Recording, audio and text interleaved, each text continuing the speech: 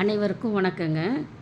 ஒவ்வொரு பெண் பிள்ளை ஜாதகத்துலேயும் பையன் சாதகத்துலேயும் நாகதோஷம்னு ஒன்று இருக்குங்க. அதை ஒரு சிலர் பேரண்ட்ஸுங்க வந்துங்க மறைச்சி திருமணம் செய்கிறாங்க, இல்லைன்னா தெரியாத திருமணம் செய்கிறாங்க. அவங்களுக்கு வந்து இதுதான் நாகதோஷம்னு தெரியாமல் நாமளே அது ஜாதகத்தில் பார்த்துக்கலாங்க. லாங்கிற இடம் வந்து லக்கணங்க. அந்த லாவை ஒன்றுன்னு எண்ணிக்கணும். அந்த லா கட்டத்தில் இருந்து ரெண்டாம் இடம், ரெண்டாவது இடங்க லா தான் ஒன்றுங்க. ரெண்டாம் இடம், நாலாம் இடம், 5, 7, 8, 12 இந்த இடங்களில் வந்து ராகு கேது இருந்தால் இது வந்து நாகதோஷம்னு சொல்லுவாங்க.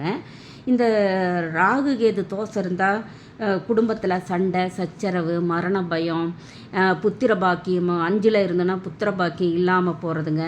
அது சுப கிரகங்கள் பார்த்தா புத்திர பாக்கியம் இருக்குங்க. அப்புறம் வந்து 7ல் இருந்ததுன்னா ராகு கேதுனா கலத்திர தோஷம்னு சொல்லுவாங்க. 12ல் இருந்ததுன்னா நோய் தொல்லை வரும். அந்த மாதிரி ஒவ்வொருத்தருக்கும் தோஷம் இருக்குங்க. அதை வந்து நம்ம முக்கியமாக நம்ம வந்து கவனித்து பார்த்துக்கணுங்க. இந்த ராகு கேது தோஷத்துலேயே வந்துங்க காலசர்ப தோஷம்னு ஒன்று இருக்குது. அது எப்படின்னா ராகு கேது, ராகுனா வந்துங்க வால் இருக்கும், மனித உருவத்தில் தலை இருக்கும். கேதுனா 5 தலை பாம்பு தலை இருக்கும், அதுதான் கேதுங்க. இப்போ இந்த ராகு கேது, அந்த கேதுலேருந்து ராகு வரைக்கும் ஒரு கட்டத்துக்குள்ளே அப்போ எல்லா கிரகங்களும் இருந்ததுன்னா அது காலசர்ப தோஷம்னு பேருங்க.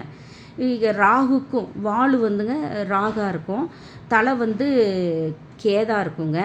இதற்குள்ளே வந்து எல்லா கிரகங்களும் இருந்து ஏதாவது ஒரு கிரகம் லக்கணமோ மாந்தியோ குருவோ ஏதாவது ஒரு கிரகம் வெளியில் இருந்ததுன்னா அது பிரம்மகத்தி தோஷம்னு அது பெயர் சொல்லுவாங்க. இப்படிப்பட்டவங்க அவங்க வந்து என்ன செய்யலானாங்க, ராகு கேது தோஷம் நீங்கிறதுக்கு கோவில்களும் முக்கியமான பரிகார தலங்கள் இருக்குது. இதை ஒரு சிலர் ஜோதிடர்கள் சொல்ல மாட்டாங்க. இது வந்துங்க திருப்பாம்புரமா அப்படின்னு ராகு கேது நிவர்த்தனி தலம் இருக்குங்க. குடந்தையில் செய்யலாங்க. நாகூர், திருநாகேஸ்வரம், காளகஸ்தி, கீழ்பெரும்பள்ளம் ஆகிய நாகதோஷ பரிகார தலங்கள் இருக்குதுங்க.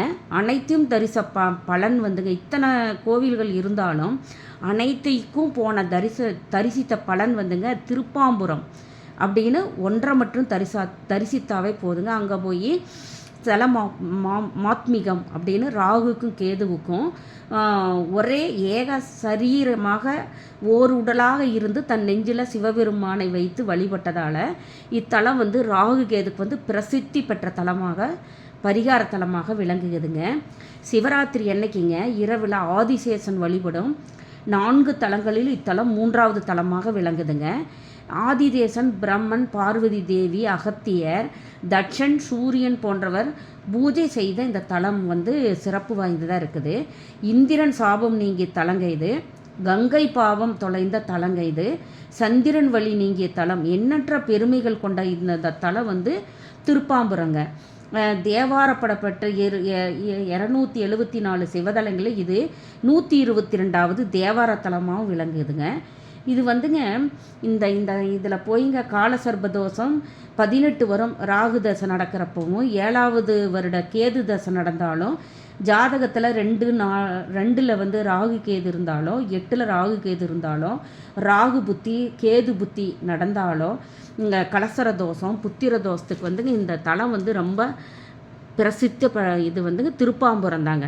அதுக்கு வந்து திருமண தடைபடும் ஒவ்வொரு ஜாதகத்துலேங்க கனவுல அடிக்கடி பாம்பு வர்றது இந்த மாதிரி தோஷங்கள் இல்லைங்க. இத்தலத்திற்கு வந்து ஆதிசேஷ தீர்த்தத்தில் நீராடி அந்த கோவில் அர்ச்சகர் சொல்கிற மாதிரி அவங்க பரிகாரம் செஞ்சு தோஷ நிவர்த்தி செஞ்சு கொள்ளலாங்க. இது வந்துங்க இந்த இந்த இந்த ஆலயத்தில் வந்து ராஜகோபுரம் 3 நிலைகளுடன் கிழக்கு நோக்கி அமைந்திருக்குது. இது விசேஷம் இதுதாங்க.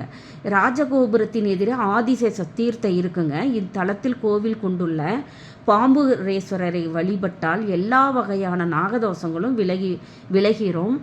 மூலவரே வந்து பாம்புகேஸ்வரர் தான். கிழக்கு நோக்கி நாக கவசம் சாற்றப்பட்டு காட்சி தந்துக்கிட்டு இருப்பாருங்க.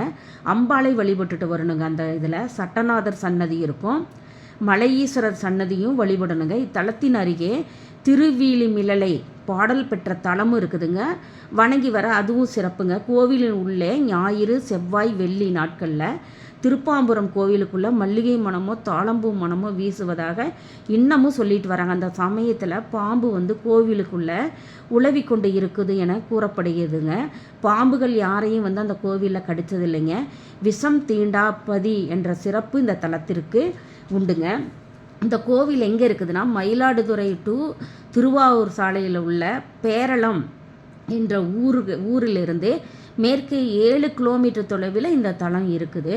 கும்பகோணம் காரைக்கால் சாலையில் அந்த வழிப்பாதையில் கற்கத்தி என்ற இடத்தில் இறங்கி தெற்கே 2 கிலோமீட்டர் சென்றும் இத்தலத்தை வந்து நம்ம போய் சேரலாம். அருள்மிகு பாம்புகேஸ்வரர் திருக்கோயில், திருப்பாம்புரம், சுரக்காயூர் அஞ்சல், குடவாசல் வட்டம், திருவாரூர் வட்டம். இந்த இடத்துலைங்க இந்த திருப்பாம்புரம் கோவில் இருக்குதுங்க.